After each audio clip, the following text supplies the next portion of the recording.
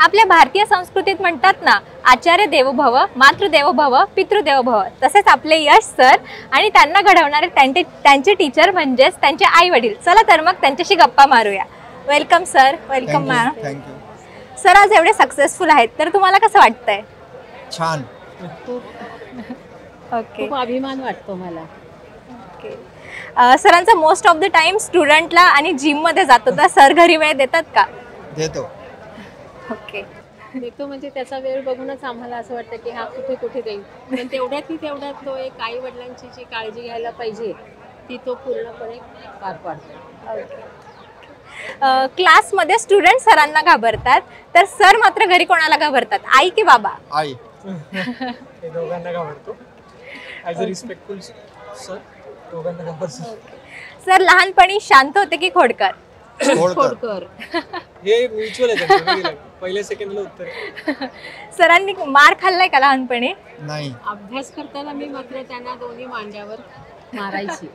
मी वडिलांकडनं खूप कमी खाल्लंय, पण आईकडनं प्रत्येक रिझल्टच्या दिवशी माल खाल्लाय. बापरे. जेव्हा पण रिझल्ट लागायचा तर फिक्स आहे की घरी येताना आई रडणार आणि 2 फटके देणार. ओके. सरांच्या कंप्लेंट्स कधी आल्यात का शाळेतून घरी? कधीच नाही. शाळेतून नाही, शेजारी पाजारी नाही, कधी नाते कोणाच कडनं काही. आम्ही खूप टॅक्टिक्स वापरले. आम्ही यूज दिले. ओके. सरांच्या लहानपणीचा एखादा फनी किस्सा जो तुम्हाला आठवत असेल? खूप आहे. तो खूप तो नोटवाला तुम्ही सांगू शकता. हे तर खरंच रिअल आहे. जिद्दी होता आणि त्याला सगळी गोष्ट स्वच्छ आणि चांगली लागायची. माझा पगार झालेला होता. पगारामध्ये मला त्यावेळेस जुन्या 10-10च्या 100च्या अशा नोटा यायच्या. तर त्याने पर्स उघडली माझी आणि पर्समधून ते तो मम्मी की गंदी नोट आहे येतो. त्याने सगळ्या नोटा उचलल्या आणि आमच्या कंपाऊंडच्या बाहेर बापरे. टाकून दिल्या. मला नोट नाही आवडली. बापरे. शेजारी वगैरे तेवढी विद्याच्या घराकडे पैशांचा पाऊस पडला आणि बाहेर येऊन त्यांनी सांगितलं की तुमच्या दारासमोर नोटा पडलेले आहेत. मी विचारलं तर मैंने फेका आहे बोले. वो सब गंदे फाटलेले असतात ना कधी कधी. हो. पहिले जुने. ओके. म्हणजे तुम्ही खूप खोडकर होतात सर लहानपणी? मिक्सर मध्ये बोट गेलेला आहे, ऑटोच्या खाली बोट गेलेला आहे. हो. त्या रिक्षा खूप आवडायची लहान असताना. रिक्षा दिसला की तो धावतच जायचा. एकदा तो शाळेतून उतरला आणि परत रिक्षा येताना दिसली, परत रिक्षा झाला पूर्ण हात त्या रिक्षाच्या खाली गेला. खूप किस्से. सर खूप छान कुक आहेत, तर सरांनी तुम्हाला घरी काही बनवून खाऊ घातलंय का? आम्हाला तो ब्रेडला बटर वगैरे लावून किंवा त्याला पनीर आवडतं, तो पनीरचे छोटंसं असं काहीतरी भाजीसारखं करून. ओके. ओके. हो सर डाएट कॉन्शियस आहेत, सगळ्यांना माहिती आहे. सरांना नेहमी स्टुडंट्सचे कॉल येत असतात, तर कधी तुम्हाला डाऊट आलाय का की सर खरंच स्टुडंटलाच बोलतात? माझ्या मुलावर, दोन्ही मुलांवर आमचा दोघांचाही खूप विश्वास आहे आणि माझे जगाच्या पाठीवर कुठे जरी गेले तरी मला कधीच त्यांचा संशय येणार नाही. ओके. तसे सर आहेतच आमचे आदर्श. अजूनही किती वेळेस सरांचा परत आलेला टिफिन तुम्ही त्यांना रात्री खायला लावलाय? 2-3दा तर लावलाय आणि याच्या पुढे डब्बा मिळणार नाही, जेवण मिळणार. बापरे.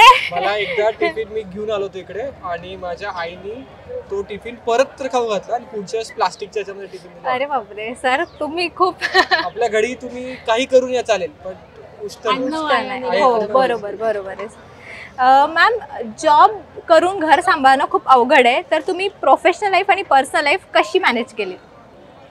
मी घरातलं काम जेव्हा मी घरी असायची तेव्हा मी फक्त एक गृहिणी, एक आई म्हणून माझ्या ज्या जबाबदाऱ्या होत्या त्या मी पार पाडायची. आणि ऑफिसमध्ये गेल्यानंतर तो ऑफिसचा दरवाजा ओलांडल्यानंतर मी पैशांसाठी नोकरी करते आणि ती नोकरी मला प्रामाणिक करायची आहे.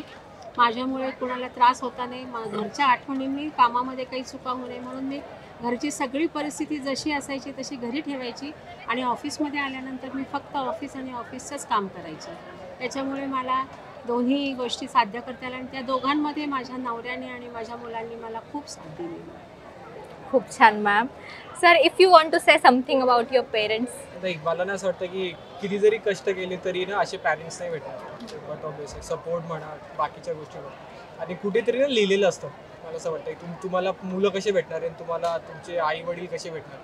वाटतं की टच वूड चांगलेच भेटले. हो. नेक्स्ट जर्नी भेटले तर अजून खूप छान.